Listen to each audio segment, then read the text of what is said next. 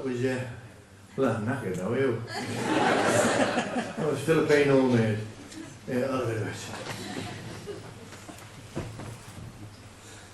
It's just a job. I'll be dead sad though when that's run out.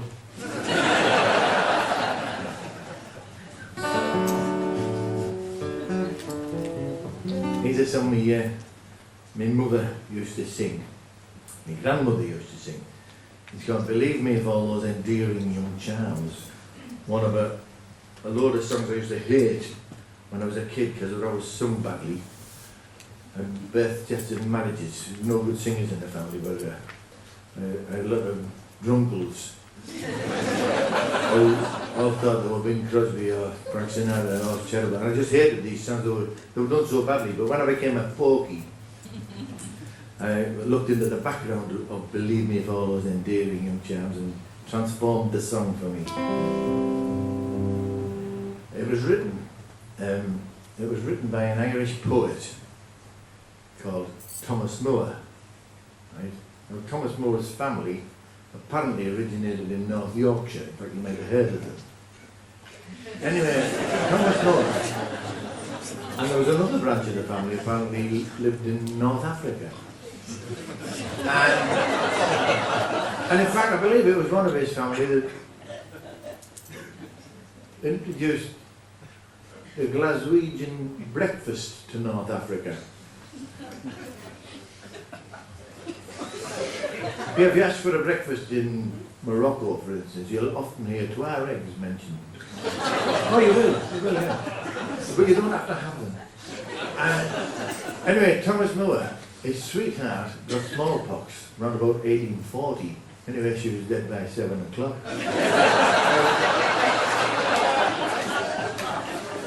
He went to visit her just before she died, about 5'2".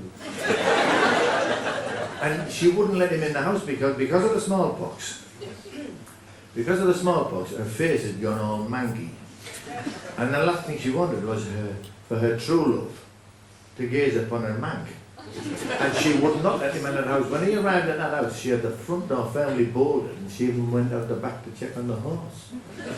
Anyway, he arrived at the house dressed up to the nines, as you would to see your sweetheart, and he hammered on the front door with a bunch of flowers, a top hat, dicky bow, spats, the full.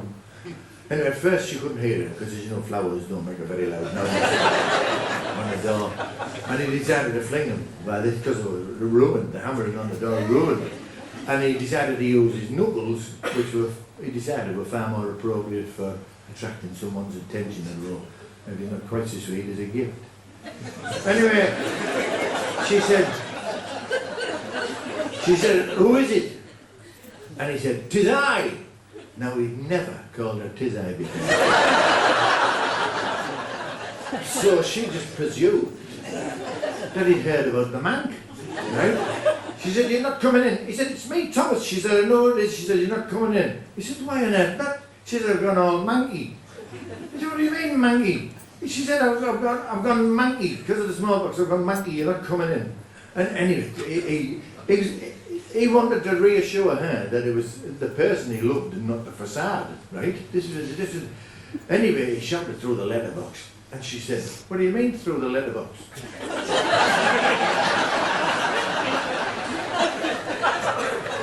And he said, "Did I shout that?" She said, "Well, somebody out there did. There's nobody in here shouting." Sorry about that. Anyway, cut a long story short, he offered her the earth. He tried to reassure her, he tried to cajole her, he even offered to pay for the lancing. But there was no way she was going to let him in. So to cut a long story short, Thomas Moore sat down on that step and he wrote this little song that I hated as a child to reassure her. And I'll recite the first verse to give you the gist, because some of you will know the song and go, "Well, I never knew that's what it was about."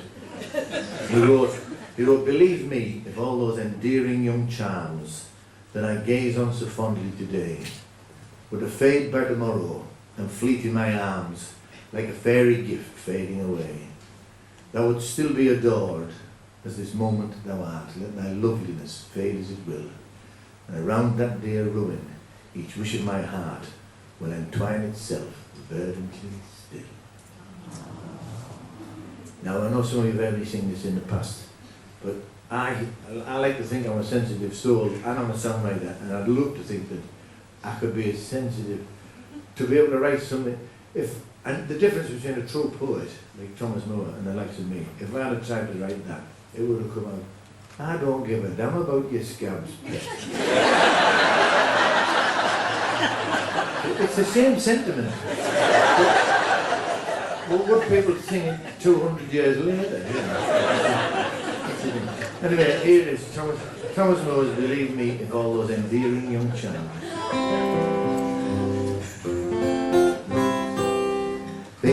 Believe me if all those endearing young charms that I gaze on so fondly today were to fade by tomorrow and fleet in my arms like a fairy gift fading away, thou would still be adored as this moment now art. Let thy loneliness fade as it will, underneath that dear ruin each wish of my heart will entwine itself verdantly still. It is not wild beauty and youth are thine own, and thy cheeks unprofaned by a tear, that the fervour and faith of the love can be known, at which time can but make thee more dear. For a heart that is truly loved never forgets, but as truly lives on to the close, as the sunflower turns on her God when he sets, that same look that she turned when he rose. Believe me if all those endearing young charms that I gaze on so fondly today were to fade by tomorrow and fleet in my arms like a fairy gift fading away, thou would still be adored as this moment thou art. Letting thy loneliness fade as it will,